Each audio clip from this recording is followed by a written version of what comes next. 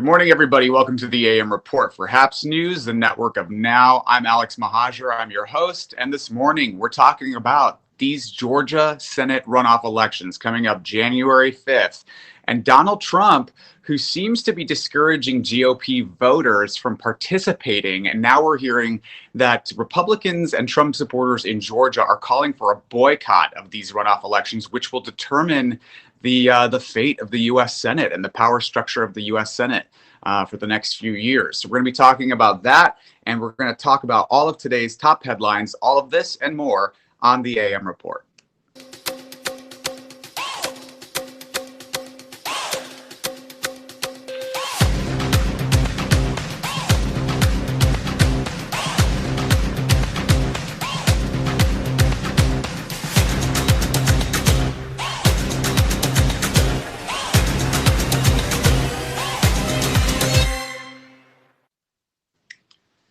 Good morning, everybody. Welcome to the program. I'm Alex Mahajer. Thanks so much for joining. It's Wednesday, December 2nd. If you're watching on the Haps app or platform, please give us an award. Click the award button. Let us know you're enjoying it. Or if you're watching on Facebook, Twitter, YouTube, Reddit, Periscope, leave a comment, ask some questions. Let's bat around live on air and discuss this morning's headlines. And speaking of this morning's headlines, we've got a few different headlines to cover this morning. So the House Speaker Nancy Pelosi and Senate Democratic Leader Chuck Schumer have privately presented a new coronavirus relief package to Senate Majority Leader Mitch McConnell and Treasury Secretary Steven Mnuchin. And in response to this, McConnell has been circulating his own plan to the Senate GOP, although it looks like their respective plans have not budged from what was earlier proposed. We know that Nancy Pelosi wanted a much bigger package worth a lot more. Senate Majority Leader Mitch McConnell is looking for something much, much smaller in terms of the budget, the amount, the final dollar amount. So we will see if we are able to get anything by the end of the year. Healthcare workers and elderly care home residents will be the first to receive the coronavirus vaccine, according to the CDC. Now, the UK has just approved, as of this morning, the Pfizer vaccine, which is putting pressure on the FDA to approve use of the vaccine for Americans. We're hoping that those first doses will come in before the end of the year and projected to get across the board access for all Americans by the second quarter of next year. Now, Arizona and Wisconsin have certified their election results, meaning that Trump has failed to stop the vote certification in all 6 states where he continues to contest the outcome of the election. I'll note Trump has raised $170 million since Election Day to, quote, defend the election. Although it's not clear that there is any path for him to overturn the outcome. Trump has threatened to veto the annual National Defense Authorization Act, which, unless the bill includes the repeal of Section 230. This is a provision that protects a broad range of digital platforms and services from lawsuits over user-created posts. And I'll also note this bill has passed Congress 59 years in a row, and the current proposal includes a 3% pay raise for troops and authorizes $740 billion in national security programs in the 2021 fiscal year, according to the Washington Post. Now, Captain Mark Kelly will be sworn into the U.S. Senate today after defeating Republican Martha McSally in a special election for the U.S. Senate seat in Arizona on November 3rd, giving Republicans 50 seats in the Senate and Democrats 48 seats. So all eyes are now on these Georgia races, which, speaking of, Senator Kelly Loeffler from Georgia, who is in this runoff election January 5th, opposed new coronavirus relief aid while her husband's firm, the Intercontinental Exchange, made an $11 billion deal because the coronavirus crisis was creating an opportunity for them in that state. So more specter of corruption with Kelly Loeffler and her stock businesses and deals. I'll note Kelly Loeffler is one of the wealthiest the wealthiest member of Congress. She's worth at least $800 million or more. She's a billionaire. So more troubling information coming out of Kelly about Kelly Loeffler ahead of these Georgia runoff elections. Now, the Georgia runoff elections are coming up January 5th, and it's a real. What's happening with the messaging coming from Donald Trump has been very problematic for Republicans who are interested in holding on to power in the Senate and holding on to the majority in the Senate. So as we heard, we now have a 50-48 split.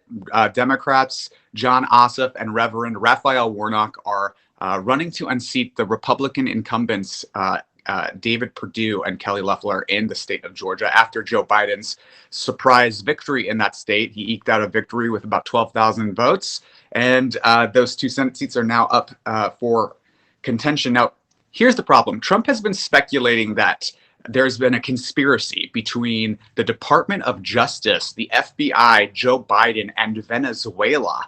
And here he is on Fox News. As we played this the other day, but I want to play it again so you understand. This is Donald Trump on Sunday on Fox News's Maria Bartiromo show, talking about how he believes the DOJ is in on this conspiracy to steal the election from him. Let's watch. This is total fraud, and how the FBI and Department of Justice, I don't know, maybe they're involved, but how people are allowed to get away from this stuff with this stuff is unbelievable. This election was rigged. This election was a total fraud, and it continues to be as they hide. And the problem we have, we go to judges, and people don't want to get involved. The media doesn't even. So the DOJ, Venezuela, Joe Biden are all in on this together. Now, because he didn't state it there, let me elaborate that. What he's claiming is that there are Venezuelan voting systems that predetermined the vote for Joe Biden, that they switched the votes for Joe Biden. And this is something his attorney, who he has since distanced himself from, Sidney Powell, has been saying. I'll note Sidney Powell is a QAnon supporter who filed lawsuits in Georgia claiming these kinds of really wild, insane conspiracy theories, and with no proof whatsoever. So this prompted Bill Barr, who's the attorney general, who is also a Trump lackey. I mean, he's the one that has defended Donald Trump from being really from the Mueller reports and implications. He has consistently refused to hold the president accountable for anything and has acted as Donald Trump's personal attorney in many ways.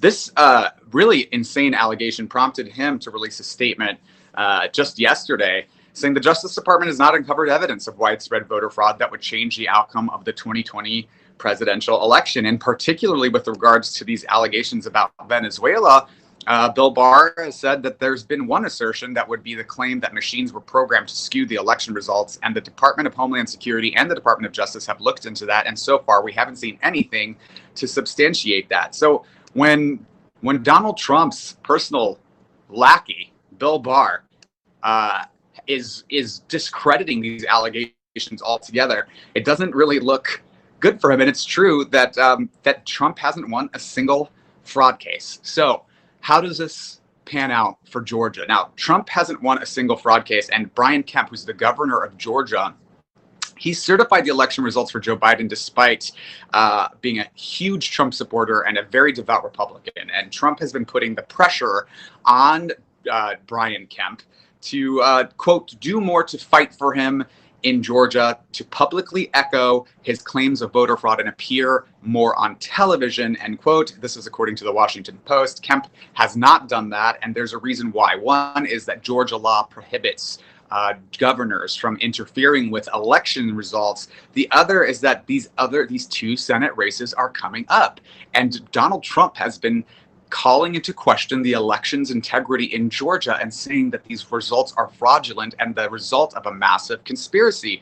So, like I said, right now the GOP is 50 seats. The Democrats with Mark Kelly have 48 seats, and these two races will determine whether there's a 50-50 split in the Senate.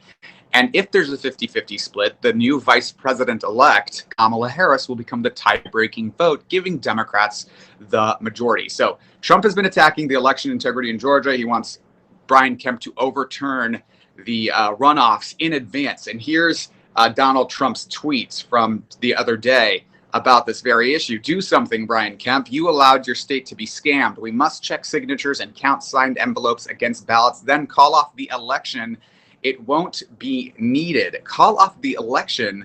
It won't be needed. So what he's trying to do is overturn the previous election so that the runoff election, January 5th, is mute. Now, Republicans in Georgia are concerned, and this is according to reporting in Politico, that these attacks on the election integrity could depress turnout and cost the GOP the Senate. And that's that's makes sense because GOP voters are now saying, well, why would we continue to give money? Why would we turn out to vote when the machines are just going to overturn our votes anyway? The Republicans in Georgia and Trump supporters in Georgia, some of them are calling for a boycott of the Senate elections to spite Brian Kemp and the GOP Secretary of State for certifying the election results for Joe Biden.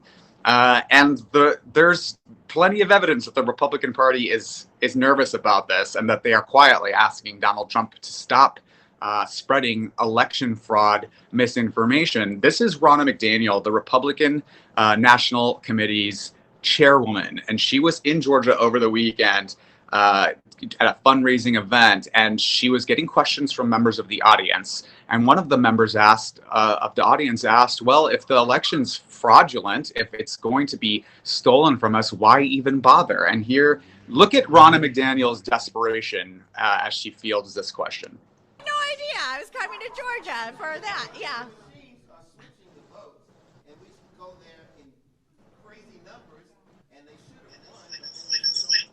Yeah, we have to. We didn't see that in the audit, so we've got to just that evidence I haven't seen. So we'll wait and see on that.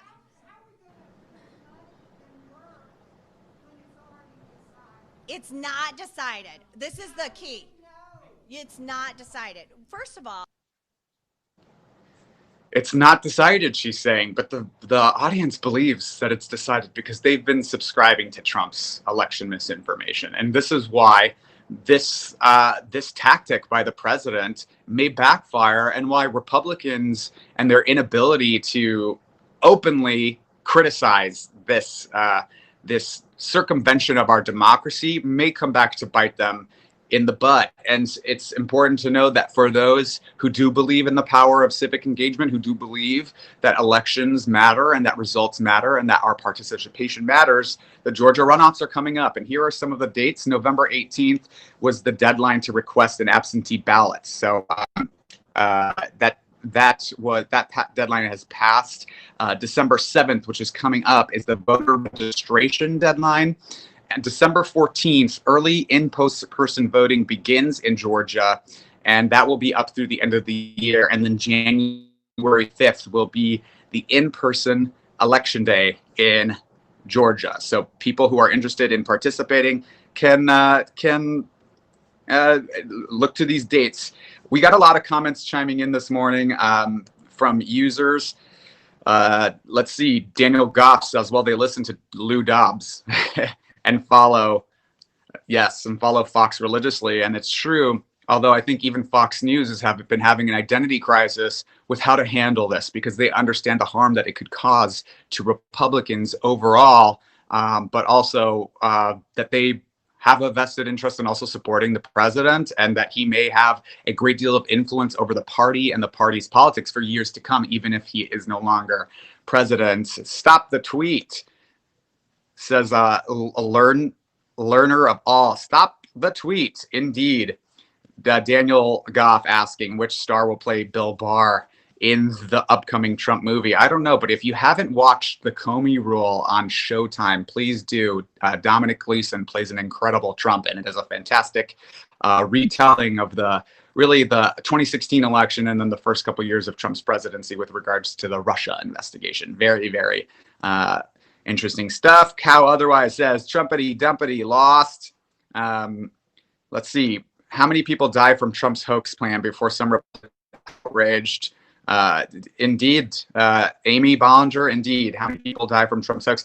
These kinds of comments, his calling the coronavirus a hoax, or calling the election results fraudulent, they have real-time impacts on the country, on our health, and on what people believe. The president's words matter. And so we got about a couple more months now before Joe Biden's inaugurated, and I think we have seen that there will be a difference in tenor and in the messaging coming out of the president. Learner of all says, in Trump, they trust. Indeed. Let's see. J.K. Fratman says, because the next bribery scandal is so hot and indefensible that even Barr is in jeopardy if he intervenes. Barr will claim, quote, moral high ground. And it's true. I think Bill Barr knows that he's on his way out. And let's see how this all pans out. So thank you all for joining this morning on the AM Report for HAPS News, the network of now. If you like this journalism or content and you're watching on the HAPS platform or app or website, click the award button. Let us know you're enjoying it. It pops up right above us right here. Or if you're not watching on HAPS, consider subscribing to this content or buying me a cup of coffee. You can do that at haps.tv/@Alex. And we are live every weekday morning at 7:30 a.m. Pacific, 10:30 Eastern, with all of your quick political news and headlines to get your day started right. We will be back tomorrow morning with more news. And thank you all for joining, and have a fantastic hump day. Bye-bye.